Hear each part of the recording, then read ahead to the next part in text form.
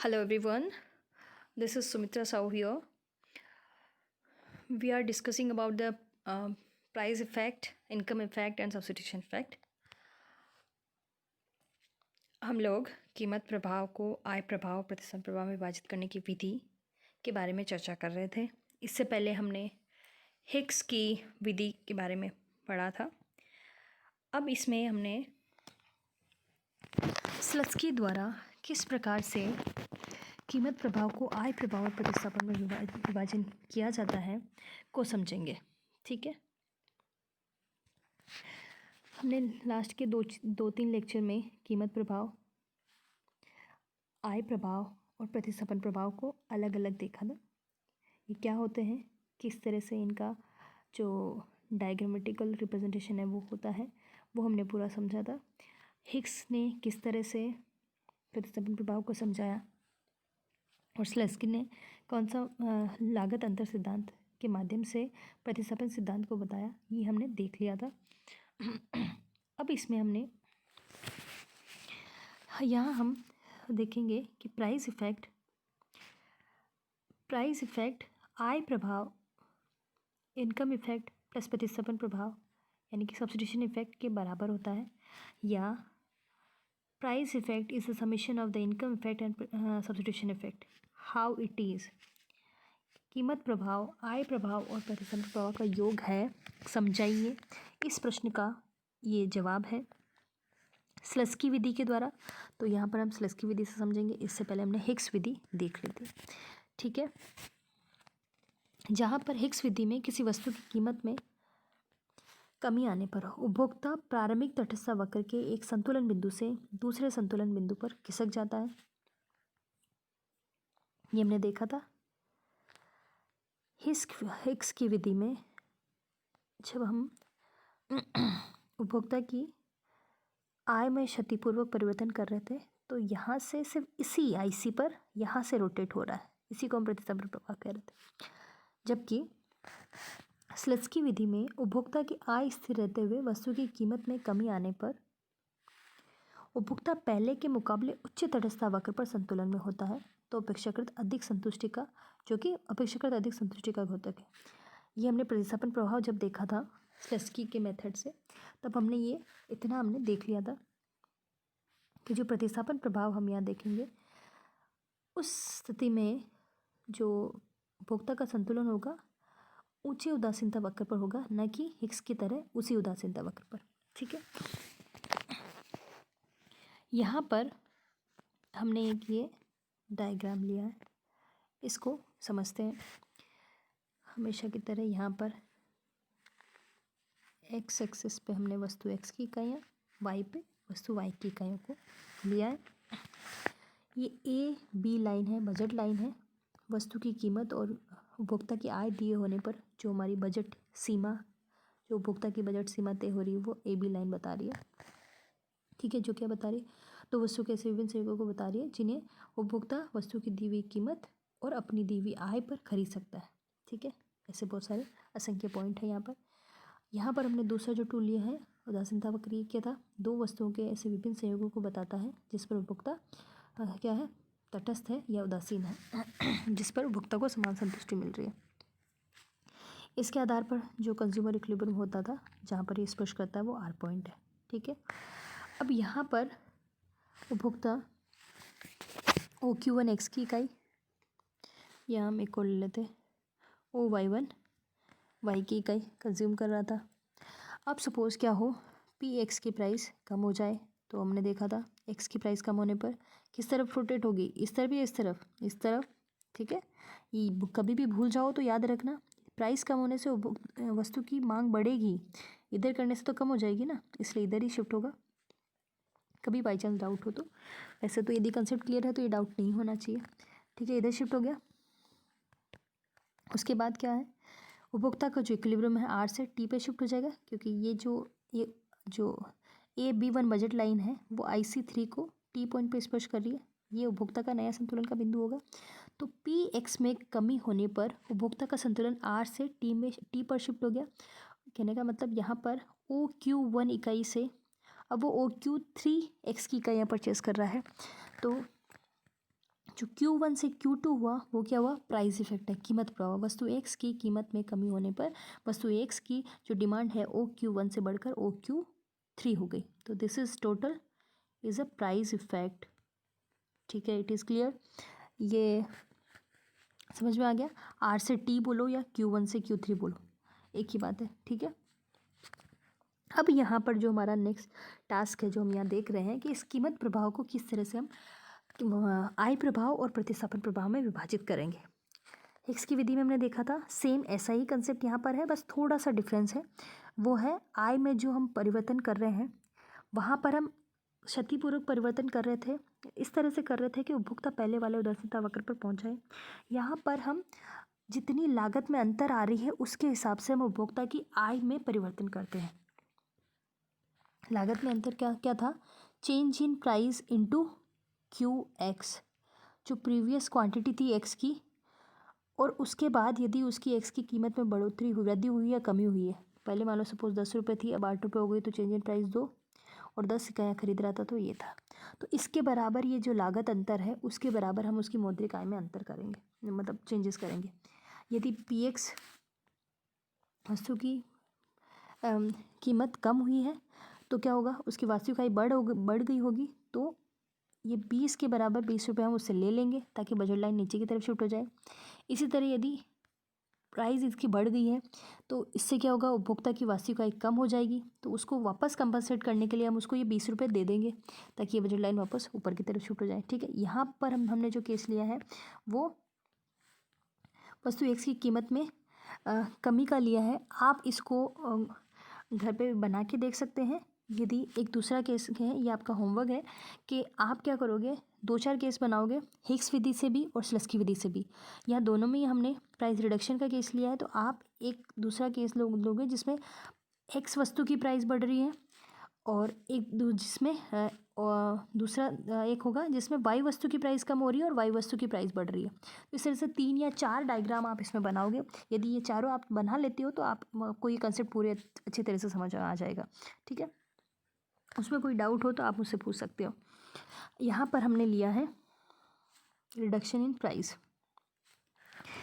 Reduction in price के बाद जो बजट लाइन है AB से AB1 हो गई, जो क्या बता रही है, एक्स वस्तु की प्राइस में कमी को बता रही है। ठीक है, अब यहाँ पर प्रतिस्थापन प्रभाव देखने के लिए हमें एक्स वस्तु में कमी के कारण जो उपभोक्ता की आय में वास्तविक आय में वृद्धि हुई है उसको कम करने के लिए हम क्या करेंगे, लागत अंतर जो हमने देखा था डेल P इंटू Q कितना था, ये 2 इंटू 10, यदि 20 रुपीज़ हम इसे माइनस कर ले तो बजट लाइन क्या होगी, शिफ्ट हो जाएगी।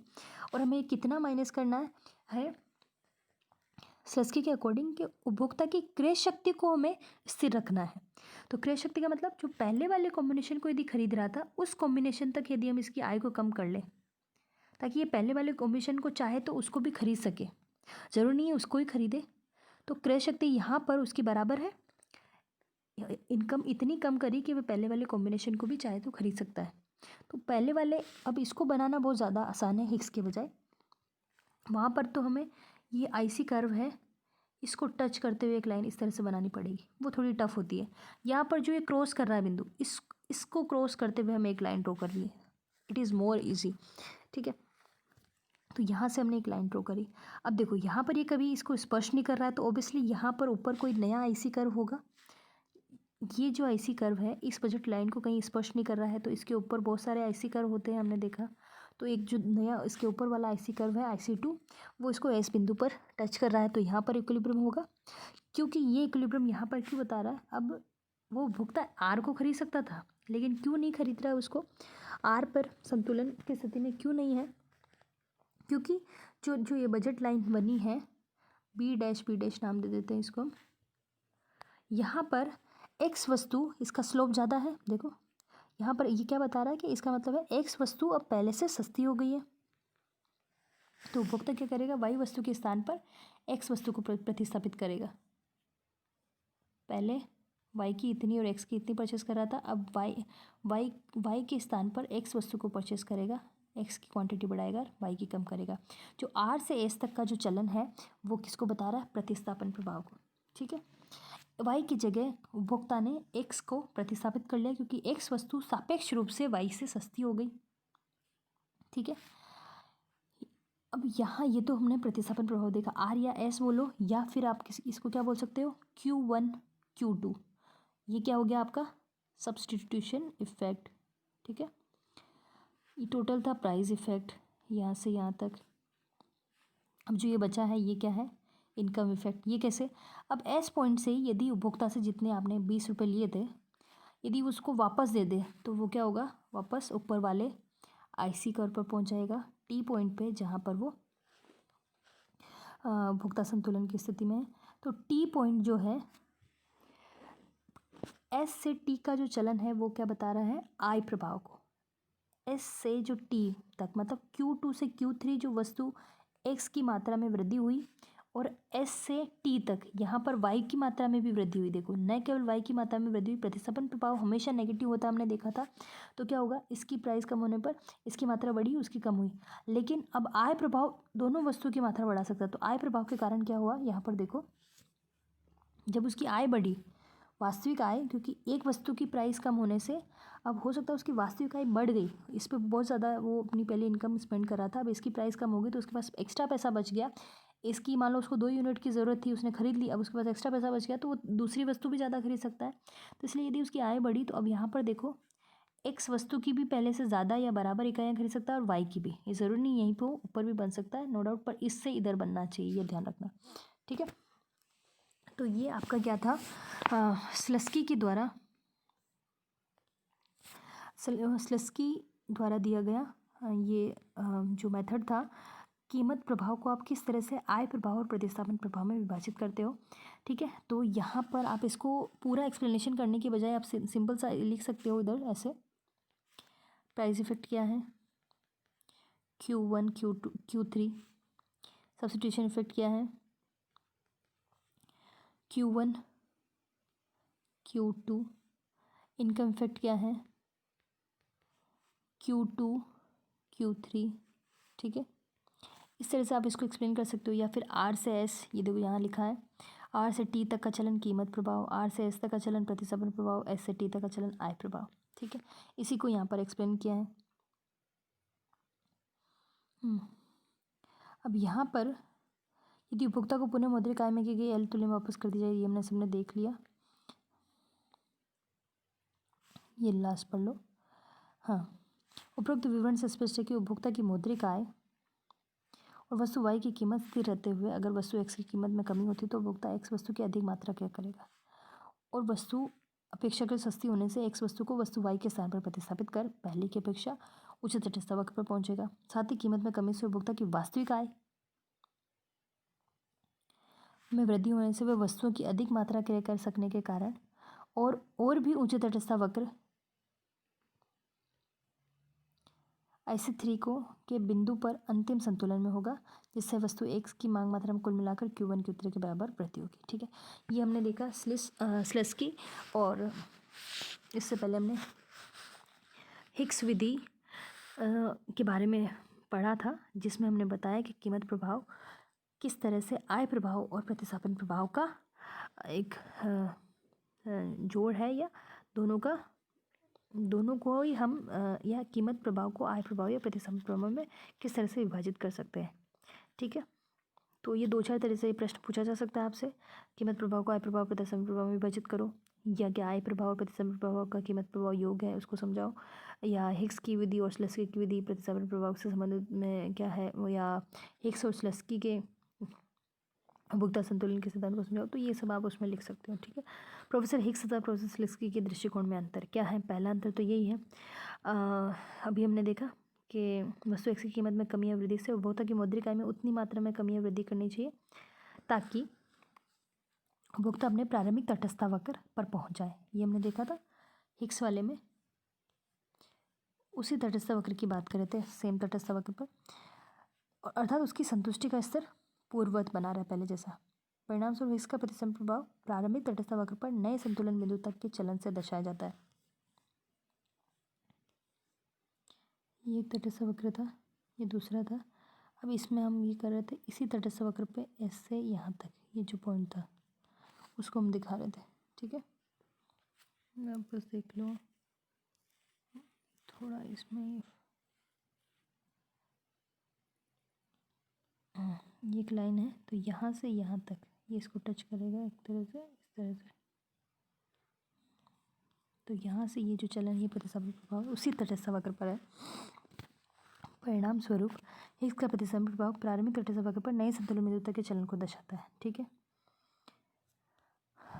जबकि प्रोफेसर स्लस्की के अनुसार अन्य बातें स्थिर रहते हुए यदि वस्तु एक्स की कीमत में परिवर्तन या कमी या वृद्धि दोनों ही हो सकती है, तो उपभोक्ता की मौद्रिक आय में उतनी ही मात्रा में कमी या वृद्धि करनी चाहिए जिससे कि उपभोक्ता एक्स तथा वाई वस्तु की प्रारंभिक संयोग को खरीदने के साथ साथ पहले की अपेक्षा उच्च तटस्थ वक्र पर नए संतुलन की को प्राप्त होता है। अब देखो, जो हिग्स का है थोड़ा वो ये बात कर रहा है कि हम उतनी आय में उतनी कमी करेंगे कि जितने कि वो पहले वाले संतुष्टि के स्तर को प्राप्त कर लें। थोड़ा एक मनोवैज्ञानिक सा कंसेप्ट है, या उसको थोड़ा कैलकुलेट करना थोड़ा मुश्किल है कि ज़रूरी नहीं उसी संयोग को वो कंज्यूम करें, लेकिन पहले वाले संतुष्टि के स्तर को पहुंच जाए। भले वो एक्स की पहले से कम खरीद रहा हो या ज़्यादा खरीद रहा हो, उससे कोई मतलब नहीं। बस हिग्स ने बोला कि वो पहले वाले संतुष्टि के स्तर को प्राप्त कर ले, इतनी हमें उसकी मौद्रिक आय में कमी करनी। पर स्लस्की का जो ज़्यादा प्रैक्टिकल है कि हम उतनी कमी करेंगे कि वो पहले वाले कॉम्बिनेशन को प्राप्त कर पाए। मौद्रिक आय की उतनी मात्रा में कमी या वृद्धि करेंगे जिससे कि वस्तु के प्रारंभिक संयोग को खरीदने के साथ साथ ही प्रारंभिक संयोग को खरीद सकता है चाहे तो, उसके साथ ही वो पहले से ऊंचे वाले तटस्थ वक्र पर संतुलन में होगा, क्योंकि एक वस्तु यदि सस्ती होगी तो ऑब्वियसली उसको ज़्यादा वो वहाँ शिफ्ट कर सकता है, लेकिन यदि उसको मौका अवसर दिया जाए तो उसको भी खरीद सकता है। उसके हिसाब से हम उसमें लागत अंतर के आधार पर हम इसमें कमी करते हैं। तो ये थोड़ा इसका जो व्यावहारिक पक्ष है वो ज़्यादा स्ट्रॉन्ग है स्लस्की मेथड का। उपभोक्ता का नया संतुलन बिंदु एक्स के बाद तटस्थ वक्र IC1 पर न होकर ऊंचे तटस्थ वक्र IC2 पर होगा। अभी हमने देखा, जो अपेक्षाकृत अधिक संतुष्टि का घटक है और प्रतिस्थापन प्रभाव में उपभोक्ता की मांग मात्रा भी अधिक होती है। तो एक प्रश्न बनता है कि प्रतिस्थापन प्रभाव हिग्स विधि से ज़्यादा होता है या स्लस्की में। तो ऑब्वियसली हम स्लस्की जो मेथड है उसमें हम हायर IC पर पहुँच रहे हैं, तो ऑब्वियसली वहाँ पर हमें प्रतिस्थापन प्रभाव ज़्यादा देखने को मिलेगा। जैसे आप देख लो इसमें यहाँ पर, अब यहाँ पर इसी में आपको जैसे हिग्स का भी दिखाना है, तो आप किस तरह से दिखाओगे? एक इस तरह से एक लाइन ड्रॉ होगी जो इस IC को टच करेगी यहाँ पे। तो यहाँ पे जो हिग्स का प्रतिस्थापन प्रभाव होगा वो तो Q1 से Q' होगा, जबकि ये जो स्लस्की का प्रतिस्थापन प्रभाव है वो इतना है। तो एक डिफरेंस ये भी आप बता सकते हो कि जो स्लस्की का प्रतिस्थापन प्रभाव है वो हिग्स के प्रभाव से ज़्यादा है। ठीक है, जहाँ प्रोफेसर हिग्स का प्रतिस्थापन प्रभाव व्यावहारिक प्रयोग की दृष्टि से व्यर्थ और खाली है, एम्पेरिकली एम्प्टी है, वहीं प्रोफेसर स्लस्की का प्रतिस्थापन प्रभाव व्यावहारिक प्रयोग की दृष्टि से महत्वपूर्ण है। यदि हमने देखा लागत अंतर का यानी उसमें चेंज करना it's more easy than the satisfaction level, क्योंकि इसके अंतर्गत उपभोक्ता की मौद्रिक आय में क्षतिपूर्वक परिवर्तन को सरलता से निर्धारित संभव है। लागत अंतर जैसे स्लस्की ने तो बताया भी है कि change in P into Q कर लो आप, उसके बराबर उसकी मौद्रिक आय में कमी कर लो। अब हिग्स की तरह इसकी संतुष्टि को नापने कहाँ जाओगे आप? ठीक है, तो ये आपका जो स्लस्की का मेथड था वो हमने देखा। उसके बाद हमने स्लस्की और हिग्स की विधि में क्या अंतर है वो भी हमने देख लिया। तो ठीक है, ये थोड़ा इंपॉर्टेंट है और थोड़ा सा कंसेप्चुअल है, इसकी आप प्रैक्टिस करोगे उतना ही ये आपका क्लियर होगा। तो आप हर एक की हिग्स की भी 4 डायग्राम आप बनाओगे इसमें। एक तो हमने देखा PX की प्राइस में कमी, ठीक है, वैसे ही आप एक एक्स बनाओगे जब PX की प्राइस में वृद्धि हो रही है। दूसरा आप बनाओगे PY की प्राइस में कमी, Y गुड की प्राइस में कमी और Y गुड की प्राइस में वृद्धि। ठीक है, 4 ये बन जाएंगे। इसी तरह स्लस्की के भी आप चारों बनाओगे। ये जस्ट इसलिए है, आप एग्ज़ाम में कोई भी एक केस लेके बना सकते हो, लेकिन आपकी प्रैक्टिस हो जाएगी। आपकी कंसेप्चुअल क्लैरिटी के लिए ज़रूरी है कि आप ये सारी प्रैक्टिस करो।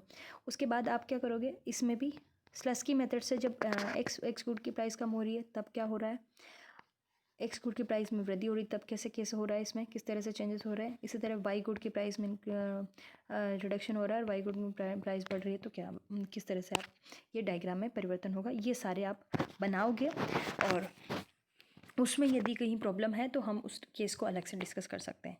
ठीक है, तब तक के लिए आप इसको पढ़िए और स्वस्थ रहिए और अपना ध्यान रखिए। ठीक है।